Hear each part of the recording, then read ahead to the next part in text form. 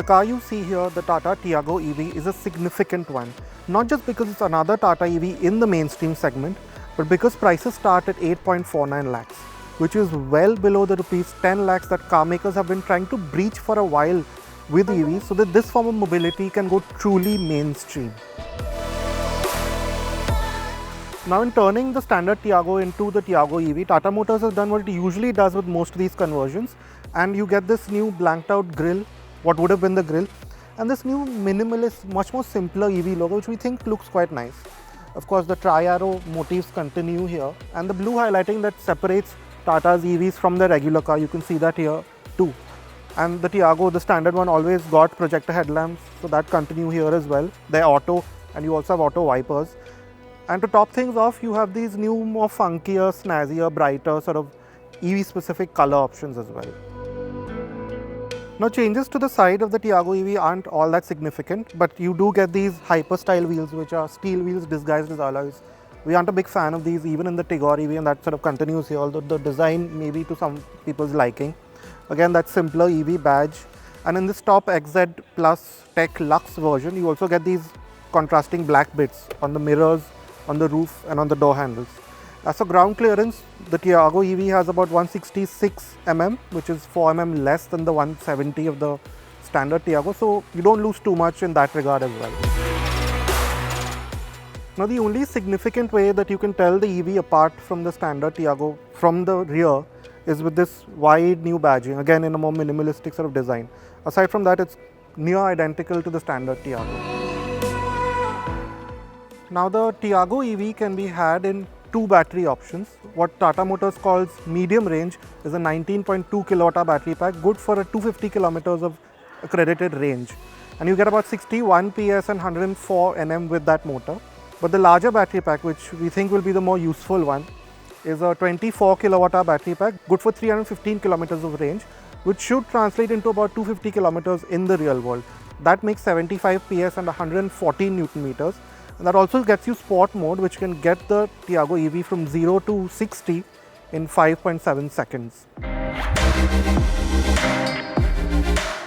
So how do you tell the Tiago EV apart from the regular petrol Tiago? Well, it's the same changes that Tata Motors makes to all the cars it converts into electrics. So you have these blue highlights here around the AC vents, a black and off-whitish interior sort of color palette, leatherette upholstery. And among the changes, the additions over the regular Tiago, first you have these selectable regen modes. You can choose between 4 modes. There are no paddles, but they're easily accessible through here, and you can see it on the screen as well. And you get this older style rotary dial. What came in the first Nexon is also in the Tigor EV, which we don't like as much, considering you don't have a park mode in it, and sort of selecting the gear has always been a bit fiddly. So maybe the one from the Nexon EV Max, that with the bright display, that would have been a good addition, but of course cost is a constraint here. Then another big change is that over and above the long list of features that the Tiago is known for, you also get cruise control, and you get this different digital instrumentation. It's nice. In fact, we like it more than the part digital one in the Nexon EV. It's more simple, but it gives you a lot of information clearly. So you have the regen modes up top, the battery level, the power and the regen level, you know how much power you're using and so on. So it's a nice clear instrumentation like on the Tigor EV that continues here as well. Now, the Tiago EV has always been popular because of the amount of features that Tata Motors crams into the small hatchback, and that stays true with the EV version as well. Like we just mentioned, you get even more features. As for what's been carried over, you get standard climate control, which is a good addition. You get this nice 7-inch touchscreen. May not be the best touchscreen, but you still get 8 speakers with Android Auto, Apple CarPlay. You get leatherette upholstery. You get projector headlamps. You get a height adjustable seat for the driver. You get a powered adjustment for the mirror. So it's reasonably well equipped, quite well equipped for the segment it operates in. Now, to fit this 24 kWh battery pack into the Tiago EV, Tata Motors has split it into 2 parts, considering the smaller body shell it has to work with here. And that has led to some compromises, but not up to a level that you might expect. It's been quite neatly packed in. So of course, the floor is a bit higher up than you would expect in the regular Tiago, which means you sit in a slightly knees-up position. There's slightly less under-thigh support because of that.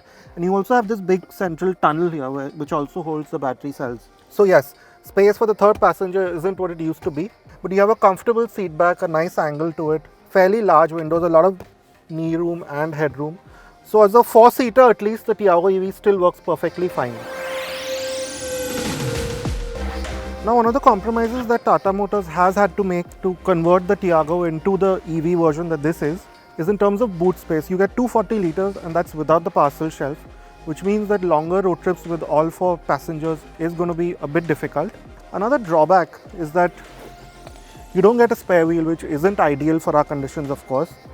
That's because the battery pack, a part of it at least, sits here underneath the floor where a spare wheel usually would be.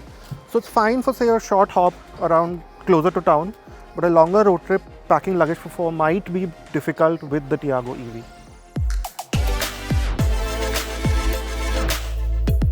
So we've gotten a very short drive in the Tiago EV, just around this hall that the car was launched in.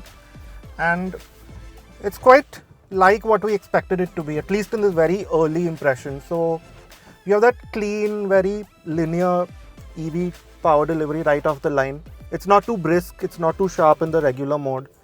And we're just going over this small speed breaker kind of thing, and you notice that there is that low speed stiffness that you have in most EVs that's present here too.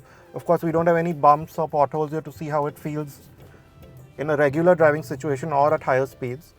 But from this very early impression, we can still gauge that the Tiago EV will be a nice urban runabout like most of these Tata EVs are. Now you can buy the Tiago EV with either a 3.3 kilowatt AC wall box or this 7.2 kilowatt AC fast charger. Now the other charging options that you get is DC fast charging. Now Tata hasn't given an exact DC charging speed, but since it takes 10% to 80% in about 57 minutes, we expect it to be about 25 to 30 kilowatt, the DC fast charging speed. And also you can charge it from a 15 amp plug, but of course that takes an extended amount of time. Now the prices that have been announced for the Tiago EV, they top out at 11.79 lakh. They're introductory and valid for the first 10,000 bookings, and 2,000 of those are reserved for previous Tata EV owners. Anyway, bookings open October 10th and you can start getting deliveries of the Tiago EV from January 2023. But what do you think? Do you think Tata has got that correct mix of range, features and specs in the Tiago EV to help make EVs go truly mainstream in India? Let us know in the comments.